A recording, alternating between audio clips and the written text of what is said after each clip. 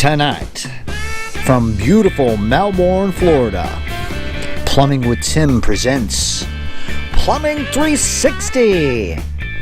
And now, your host, Tim. Howdy gang, and welcome to Plumbing 360, the show where I answer questions from you, the viewer, as well as frequently asked questions I get from my customers. So today we're going to take a few moments and we're going to sit down at the desktop and scroll through some of the comments from my recent or past videos and answer some of those questions that you guys out there have. Okay, so here we go. The first question. First question comes in from a Jason Martin, and it was on a particular video I put out on how to flush your water heater. He asks, how long should we run it for? I'm assuming that he's asking how long should you allow your water heater to flush. The answer to that is about 10 minutes. Anything more than that, you're just kind of wasting water. Thanks for the question, Jason. Okay, so let's scroll on down here a little bit further. I had a question that came up around 3 weeks ago, and this was on a video that I put out on how to replace a Moen tub shower cartridge. And the question came in from a gentleman, Supa Trending Daily.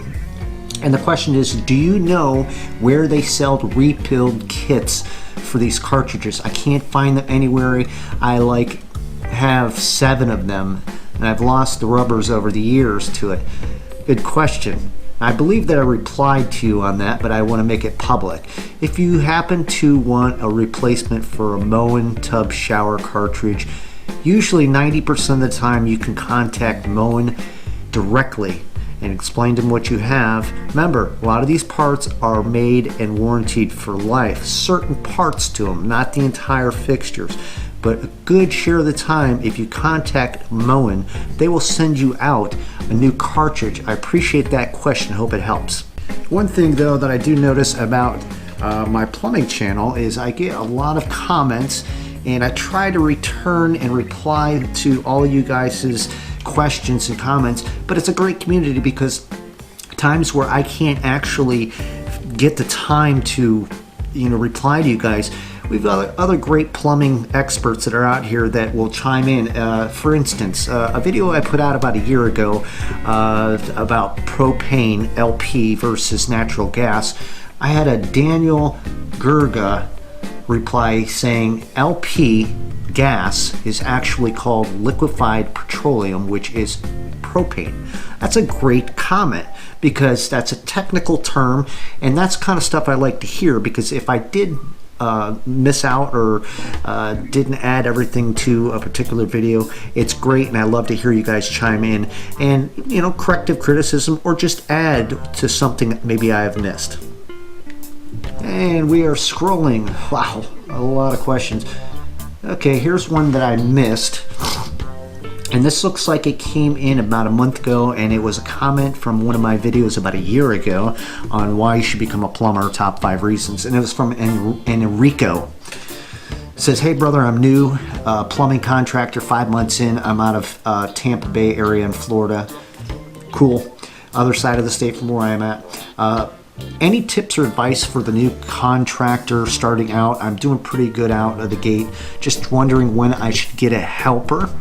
What kind of van should I buy? I've been looking at the Nissan 2500. Goals for saving, stuff to watch out for. Any advice would help. Thanks very much. Well, the first thing I want to address is you're 5 months out of the gates and you're doing well. That's great. So remember, and a lot of people don't understand this, and if you're starting out a new plumbing business, most of them will not last the first year, let alone a second year. So concentrate mainly on your spending when it comes to advertising and getting yourself out there and everything. As it comes to a van, myself personally, I wouldn't put myself in a $30,000 or $40,000 debt with a brand new van right yet. That'll come in time.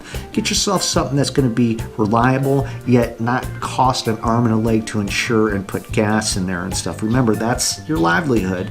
You can pick up a Chevy 2500 or something like that that's in good shape and everything, for under $10,000. As for when you think you should get a helper, you're going to know it. After a couple months or a few months more of having to haul a lot of heavy stuff like hot water heaters and toilets and stuff, you're going to want to get a helper. But remember, help costs money. All right, you're on a budget, money coming in versus the money going out. And just like anything else, you're going to get what you pay for. So if you want a good helper, you're going to have to make good enough money to pay him well. Great question, and good luck to you, Enrico. Any way that I can help you, please drop by. Thanks. All right, guys, we got time for one more question, and this question comes in from a Steve Garrison. This is only about a week ago, and it was a question on one of the videos I did, how to replace a pop-up drain assembly bathroom sink and everything. And his question was, some available pop-ups specify 1 5/8 but look like they reduced to 1 1/4 at the tailpiece. I believe others are 1 1/4 by 1 1/4. Assume the choice may be diameter of the hole through the porcelain. How do I determine which to buy? Good question.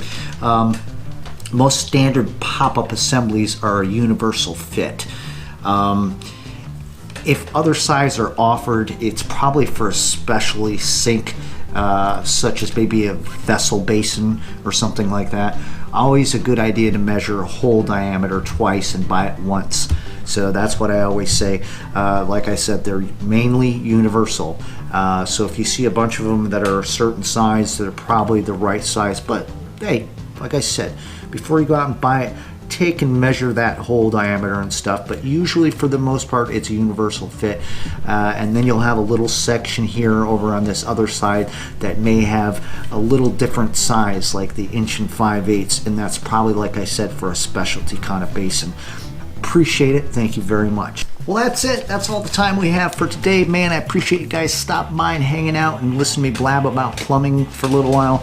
Listen, if you guys got any questions or concerns or rebuttals and stuff like that, I'd love to hear about them, so leave them down in the comments. Maybe I'll feature one of your questions on an upcoming Plumbing 360 episode here on Plumbing with Tim. And don't forget to tell your friends about this, share, and make sure to subscribe. And I'll see you all guys on the next Plumbing with Tim. Thanks. Take care.